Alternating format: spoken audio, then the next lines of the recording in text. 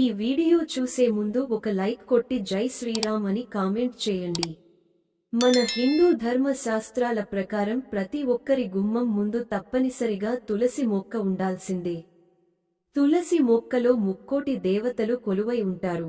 తులసి కోటలో దీపం వెలిగిస్తే 33 కోట్ల మంది దేవతలకు దీపారాధన చేసినంత పుణ్యఫలితం దక్కుతుంది.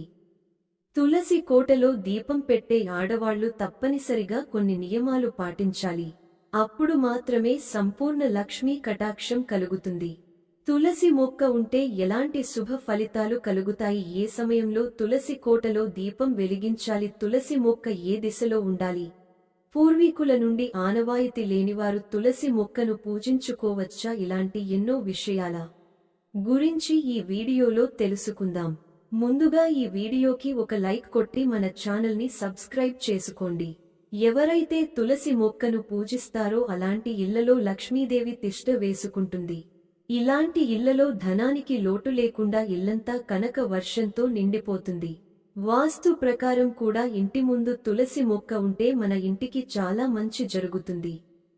పెళ్లైన ఆడవారు ప్రతిరోజు ఉదయం స్నానం చేసిన తర్వాత తులసి మొక్కకు నీళ్లు పోసి తులసి మొక్క చుట్టూ 5 ప్రదక్షిణాలు చేస్తే ఆడవారికి దీర్ఘ సుమంగళి ప్రాప్తి సిద్ధిస్తుంది.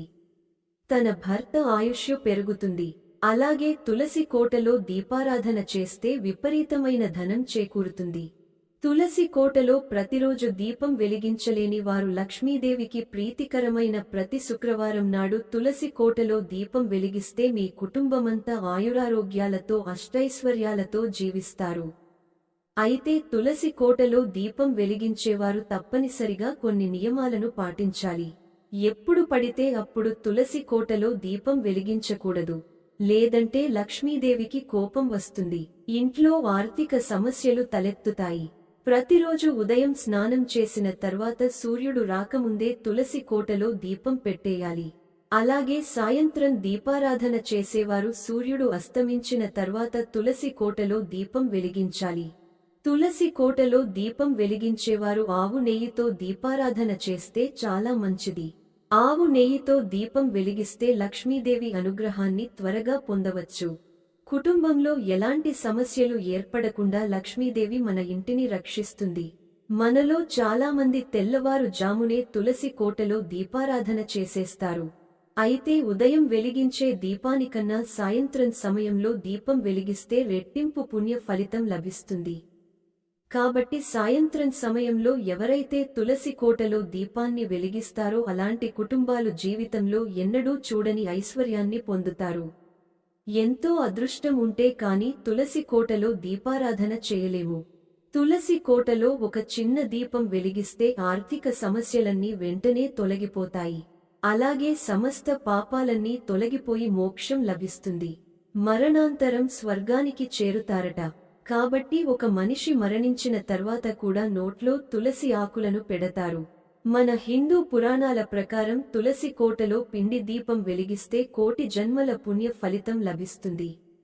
బియ్యపిండిలో కొన్ని పాలు పోసి ఒక చిన్న పిండి దీపాన్ని తయారు చేసి తులసి కోటలో పిండి దీపం వెలిగిస్తే లక్ష్మీదేవి ఎంతో సంతోషించి మీ ఇంటిపై కనక వర్షాన్ని కురిపిస్తుంది. మన హిందూ ధర్మశాస్త్రాల ప్రకారం ప్రతి ఆదివారం రోజున శ్రీ మహావిష్ణువు కోసం తులసి మాత ఉపవాసం ఉంటుంది. కాబట్టి ఆదివారం రోజున మాత్రం తులసిని పూజించకూడదు. తులసి ముందు దీపారాధన చేయకూడదు. తులసి దళాలను కోయకూడదు. కనీసం తులసి చెట్టును ముట్టుకోకూడదు. ఆదివారం తులసికి నీరు పోసిన తులసి కోటలో దీపారాధన చేసిన తులసిమాత తన ఉపవాసాన్ని విరమించుకుంటుంది.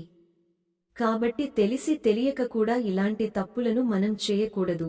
అయితే తులసి కోటలో దీపం వెలిగించేటప్పుడు తులసి ముందు కొన్ని అక్షింతలు పోసి ఆ అక్షింతల పైన దీపం వెలిగిస్తే లక్ష్మీదేవి అనుగ్రహాన్ని త్వరగా పొందవచ్చు.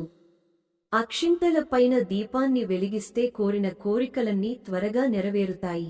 అలాగే నరదిష్టి సమస్యలతో బాధపడేవారు 7 తులసి ఆకులను తీసుకుని దిష్టి తగిలిన వ్యక్తికి దిష్టి తీయండి. భయంకరమైన దిష్టి సమస్యలన్నీ తొలగిపోతాయి. అలాగే భయంకరమైన పిడకలలు వస్తుంటే రాత్రి నిద్రపోయే ముందు మీ దిండు కింద తులసి ఆకులు పెట్టుకోండి. ప్రశాంతమైన నిద్ర పడుతుంది. అదేవిధంగా ప్రతి ఒక్కరూ తప్పనిసరిగా తులసి కోటలో ఒక చిన్న రాయిని పెట్టుకోవాలి. శ్రీకృష్ణుని రూపంగా ఆ రాయిని పూజించాలి. అదేవిధంగా ఒక చిన్న శివలింగాన్ని కూడా తులసి కోటలో ఏర్పాటు చేసుకోవచ్చు. తులసి కోటలో ఇతర మొక్కలను పెంచకూడదు. ఒక తులసి మొక్క మాత్రమే తులసి కోటలో ఉండాలి. ఇక తులసి మొక్కకు వచ్చే విత్తనాలు ఎప్పటికప్పుడు కత్తిరించేయాలి. తులసి మొక్కకు ఎక్కువ విత్తనాలు ఉండకూడదు. ఒకవేళ ఉంటే మాత్రం ఆ ఇంటి ఇల్లాలికి తలనొప్పి సమస్యలు ఏర్పడతాయి.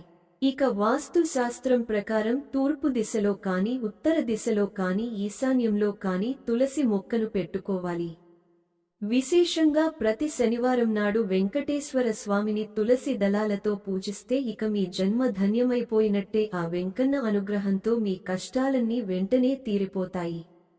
అలాగే వెంకటేశ్వర స్వామి దేవాలయానికి వెళ్ళినప్పుడు స్వామివారికి ఒక తులసి మాలను సమర్పించండి.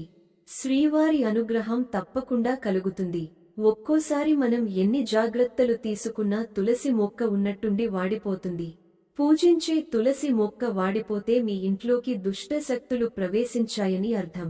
అదేవిధంగా మీ కుటుంబంలో సమస్యలు రాబోతున్నాయని అర్థం. ఇక ఇంట్లో దీపారాధన చేసేటప్పుడు పూజ కోసం తులసి దళాలను కోయాలంటే మగవారు మాత్రమే తులసి ఆకులను కోయాలి. అయితే ఎట్టి పరిస్థితుల్లోనూ పెళ్లైన ఆడవారు తులసి ఆకులను కోయకూడదు. ఇక ఎలాంటి ఆచారాలు లేకపోయినా సరే తులసిని పూజించుకోవచ్చు. మీ పూర్వీకుల నుండి ఆనవాయితీ లేకపోయినా తులసి కోటలో దీపారాధన చేసుకోవచ్చు. శాస్త్రం ప్రకారం తులసిని పూజించడానికి ఎలాంటి పట్టింపులు ఉండవు. ఇక సైన్స్ ప్రకారం చూసుకుంటే ప్రతిరోజు తులసి కోటలో దీపారాధన చేస్తే ఆ దీపం నుండి వచ్చే వేడి తులసి మొక్కకు తగులుతుంది. ఆ వేడికి తులసి మొక్క నుండి కొన్ని ఆయుర్వేద సగుణాలు బయటకు విడుదలవుతాయి. ఆ గాలిని మనం పీల్చుకుంటే మంచి ఆరోగ్యం లభిస్తుంది. ఈ విధంగా తులసి మొక్కను క్రమం తప్పకుండా పూజిస్తే మీ ఇంట్లో లక్ష్మీదేవి స్థిర నివాసం ఉంటుంది. ఈ వీడియో మీకు నచ్చితే లైక్ చేసి సబ్స్క్రైబ్ చేసుకోండి.